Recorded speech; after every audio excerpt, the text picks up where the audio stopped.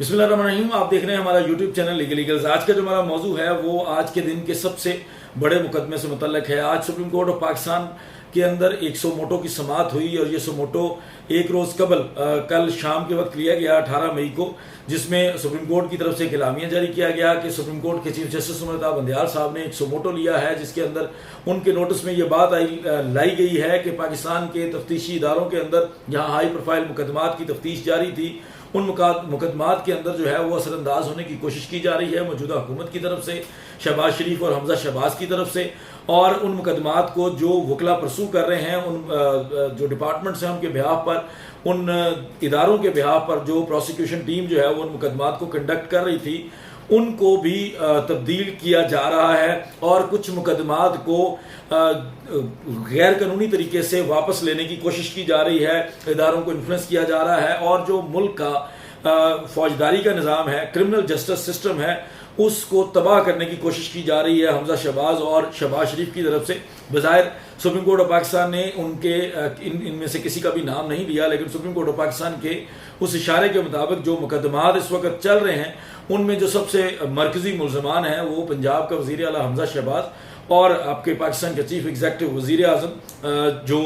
शहबाज शरीफ है, इन दोनों के ऊपर जो है वो कुछ मुकदमात चल रहे थे, जिसके अंदर इनके ऊपर फर्द जुर्म आयद होने में ताख़ीर की जा रही थी। और रिपोर्टेडली कुछ ऐसी खबरें आई जिसमें कुछ मुकदमात को वापस लेने से मुतल्लिक भी बातचीत हो रही थी और ये कोशिश की गई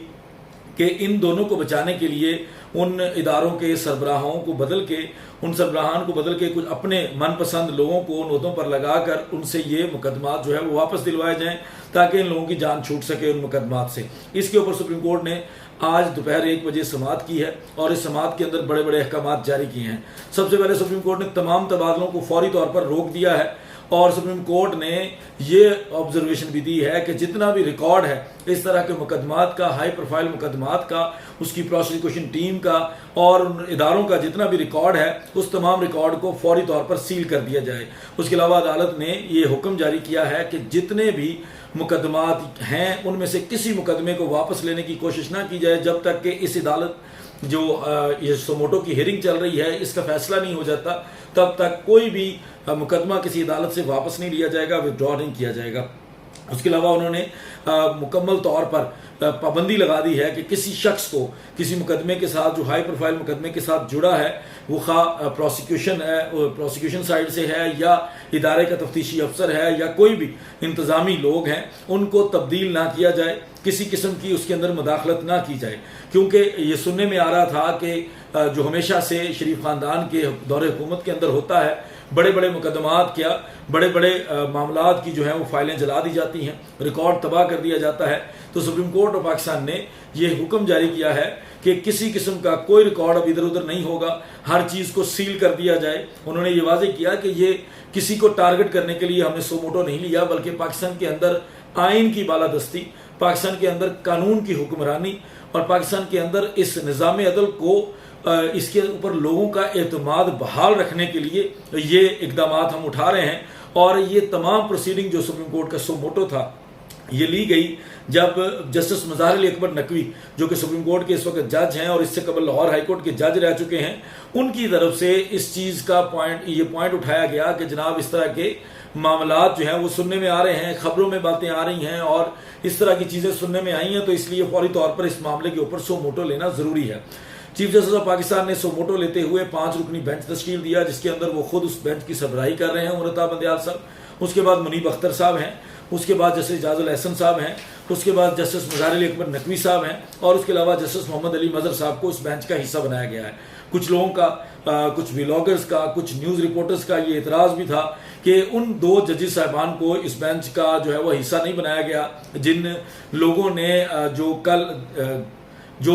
1-2 रोज़ कबल जो जजमेंट आई है मुनहरफ अराकीन से मुतल्लक, जो उसके अंदर जो जिन्होंने इख्तलाफ किया, तो जो 2 जजेस ने उनको चूँकि जो बेंच का हिस्सा नहीं बनाया गया, तो वो लोगों ने भी उसको अपने तरीके से, जो शायद शरीफ ख़ानदान से अपनी वाबस्तगी रखते हैं या किसी भी तरह से, उन्होंने उसके ऊपर भी बात करने की कोशिश की है। लेकिन सुप्रीम कोर्ट ऑफ पाकिस्तान ने ये वाज़ेह किया है कि ये जो सोमोटो लिया गया है ये किसी को भी टारगेट करने के लिए नहीं लिया गया, ये पाकिस्तान के निज़ाम अदल के लिए लिया गया है, ये पाकिस्तान की अवाम का इदारों के ऊपर और अदालतों के ऊपर जो है वो एतमाद बहाल रखने के लिए लिया गया है। क्योंकि पाकिस्तान में जब इस तरह की बातें सुनने में आएंगी कि इतने बड़े हाई प्रोफाइल मुकदमात, अरबों खरबों के मामलात वापस ले लिए जाते हैं और हुकूमतें बनते ही शहबाज शरीफ ने और हमजा शहबाज ने जिस तरह से ये तमाम चीज़ों के अंदर असरअंदाज होने की कोशिश की है, तो इस तरह के मामलात के ऊपर ज़रूरी है कि उसको देखा जाए कि पाकिस्तान की अवाम जो है वो उसका एतमाद रहे कि इदारे भी सही काम कर रहे हैं, अदालतें भी सही काम कर रही हैं और ताकतवर को भी सजा मिल सकती है अगर उसने जुर्म किया है। आज केस समाअत के लिए मुकर्रर था जिसमें चीफ जस्टिस साहब ने रिमार्क्स दिए और अटॉर्नी जनरल साहब ने भी अपनी जो है वो गुजारिशात पेश की। चीफ जस्टिस साहब ने कहा कि हमारे इल्म में आया है कि मुल्क में प्रोसिक्यूशन निज़ाम में मुदाखलत की जा रही है, केसेस को देखने वाले तफ्तीशी ऑफिसर्स और प्रोसिक्यूटर्स को तबादला किया जा रहा है। DGFIA ने लाहौर में एक अहम केस में प्रोसिक्यूटर को हिदायत की है कि मज़कूरा केस को मजीद फॉलो ना किया जाए, इसमें स्टेट मजीद दिलचस्पी नहीं रखती। DGFIA ने आखिर ऐसा क्यों किया? नैब के अहम केसेस में भी मुदाखलत की बाज़गश्त सुनाई दे रही है। सिंध और खैबर पख्तूनख्वा में प्रोसिक्यूशन निज़ाम किसी हद तक बेहतर और शफाफ अंदाज में चल रहा है, लेकिन पंजाब के हालात ठीक नहीं है और मुदाखलत हो रही है क्योंकि पंजाब के अंदर इस वक्त एक नाजायज़ किस्म की हुकूमत बैठी है और उन लोगों के वोट से बैठी है जिन लोगों के वोट जो है वो सुप्रीम कोर्ट ने फैसला दे दिया है कि उनके वोट काउंट ही नहीं हो सकते। जो बंदा अपनी पार्टी से दगा करेगा उसका वोट काउंट नहीं होगा। तो ये सुप्रीम कोर्ट के रिमार्क से कि पंजाब के अंदर मुदाखलत हो रही है, बाकी जगहों पे मुदाखलत की कोई शिकायत या बाज़गश्त सुनाई नहीं देती, तो आखिर पंजाब में ही ऐसा क्यों हो रहा है? उसके अलावा पंजाब के एक प्रोसिक्यूटर ने बाकायदा तौर पर कहा है कि उसको बाअसर अफराद ने अप्रोच किया है और केसेस खत्म करने का कहा है। तो यही मुदाखलत है। ऑफिसर्स के तबादले करना मुतल्लिका इदारों का काम है, ये उन्हीं के दायरा इख्तियार में है, मगर तबादला करने का कोई निज़ाम होता है, उसका अपना तरीक़ेकार होता है। इस निज़ाम और तरीक़ेकार को फॉलो करने के बाद ही तबादला होना चाहिए। हाल ही में बहुत अहम केसेस में जो तबादले हुए हैं वो तबादले आखिर किस क्राइटेरिया के तहत हुए हैं ये अदालत को बताया जाए। अदालत ने रिपोर्ट तलब कर ली है कि जितने भी आपने तबादले किए हैं इन तबादलों की वजह बताएं। कौन सी आपके अंदर मुल्क की मफाद की कोई वजह थी कि आपको लगा कि इन लोगों का तबादला किया जाना चाहिए, इससे चीज़ें बेहतर होंगी, इदारे के अंदर कोई बेहतरी आएगी, कोई पॉलिसी है, कोई क्राइटेरिया है, वो मामला हमारे सामने रखा जाए। उसके अलावा अदालत जस्टिस आदिल हसन ने एक मौका पर अटॉर्नी जनरल साहब को कहा कि FIA इस बात से मुनकर नहीं है कि उसने प्रोसिक्यूशन डिपार्टमेंट के ऑफिसर को केस खत्म करने की कोई हिदायत की है। DGFIA ये मानता है कि उसने हिदायत दी है कि फलां अहम केस फलां अहम शख्सियत के खिलाफ मजीद फॉलो ना किया जाए, मगर FIA ने इसका जवाब पेश करने की कोशिश की है और वो कोई ख़ास जवाब नहीं है। चीफ जस्टिस साहब ने कहा कि अदालत पे काफ़ी तनकीद हो रही है, लेकिन मैं ये बताना चाहता हूं कि हम तनकीद से डरने वाले और भागने वाले नहीं हैं। हम कानून और आइन की मंशा के मुताबिक काम करते रहेंगे, भले कोई कुछ भी कहे। तनकीद जजेस की ज़ात पे नहीं बल्कि फैसलों पे होनी चाहिए। हम किसी सूरत भी खुद को तनकीद से मुतासर नहीं होने देंगे। उसके बाद हुक्म लिखवाते हुए मुअज़्ज़ज़ अदालत ने कहा कि सेक्रेटरी दाखिला, DGFIA और DG नैब को हिदायत की जाती है कि वो मुदाखलत को रोके। तमाम अहम नौइयत की केसेस का रिकॉर्ड अदालत में जमा कराया जाए। जो तफ्तीशी व प्रोसिक्यूशन अफसर पिछले चंद हफ्तों में इन अहम केसेस को देख रहे थे उनकी तफसील अदालत को फराहम की जाए। उसके अलावा उन्होंने ये भी कहा कि ये अदालत हर सूरत पाकिस्तानी कानून निज़ाम के तकद्दुस और तहफ़्फ़ुज़ को यकीनी बनाएगी और किसी को अदालती और तफ्तीशी निज़ाम में मुदाखलत की इजाज़त नहीं दी जाएगी। आखिर में अटॉर्नी जनरल साहब ने अगली पेशी पे कुछ दस्तावेज़ात जमा करवाने के लिए वक्त मांग लिया, जिस पर अदालत ने खुशी का इजहार करते हुए कहा कि इजाज़त दी जाती है और आइंदा समाअत जो है वो अगले हफ्ते के जुमे के रोज़ होगी और तकरीबन ये 27 तारीख बनती है, 27 तारीख को आइंदा जो है वो समाअत होगी। उसके अलावा सुप्रीम कोर्ट ने